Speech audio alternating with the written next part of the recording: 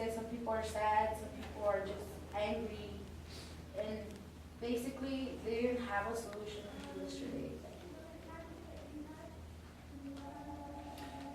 When I first heard it, I heard it just like that, and it took me a minute to like just process it, maybe a half hour, an hour. Yeah, but not well, because he didn't come often to ceasefire. But it took me a while to process. But then my reaction after I thought about it a while was, if he died, then how do we know that this is really the story? Because my concern is that it makes young people look so vicious, and that oftentimes in ceasefire, because people are a lot older, and they talk about how young people are crazy and out of control, but the violent homicide rates are way down. Like, this generation is the most, least violent ever since 1967. Yes. So I'm like, don't talk about young people like they're out of control when it's not true, you know? But I found out from Mr. Schneider that his ex-wife's, and Teddy's mom's best friend or aunt, I think Teddy's auntie was best friends with Looney, and that she was a witness to what happened. So he texted me her contact information so we can call her and get an eyewitness account of what happened, as opposed to just assuming that how people are saying. Yeah, because the way it was brought up in ceasefire yesterday kind of offended me, because some lady, that's what I was saying, like they were talking out of, like it offended me because the lady was all like, this 16-year-old criminal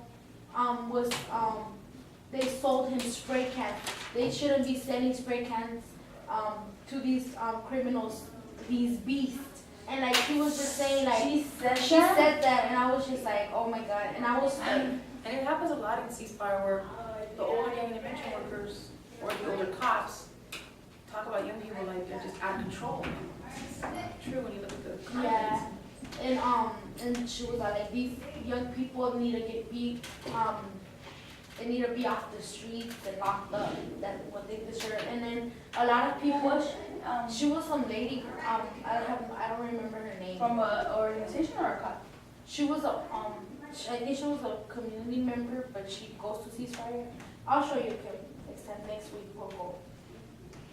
And it was just like, people were speaking bad about you. Well, I wanted to see what you guys wanted to do. What should be our response? Should we reach out to the boys' family also? And do you guys want to go to the funeral? They don't even know who it is. They got him caught already. They got him already. That's up to 16. They already have him. They got it. Less than 32 hours. The thing that gets me upset with this is that it becomes so much harder for the career of gang intervention workers. And it pisses me off because I heard Happy just said that she's seen it on the news. They don't broadcast when gang intervention workers get a young person out of a gang, or build a truce, or go and make a young person buff something out. They don't put that on the news. They said that he was just but they don't constantly do it, you know? But when something happens to a gang intervention worker, or they do something wrong, it's plastered all over. And the career of gang intervention work, it's ultimately like hurt. It's not. It's worse than a cop's job. To me, and the career gets put down, and the career gets. And people get scared. Even gang intervention workers, they force people into being scared. They have this idea that young people are all criminals, and it really hurts the career because no one wants to go into. People think about going into that career even more now. So I think it's sad, and it gets me mad. It really does. It does. Well, I think the funeral's Tuesday. So that was one question I have for you guys is, do you guys want to go to the funeral? I'm gonna go. At what time? I don't know. I haven't gotten the details yet. I have to go sign up for college. I'm pretty sure it's Tuesday. I don't think they want to do it.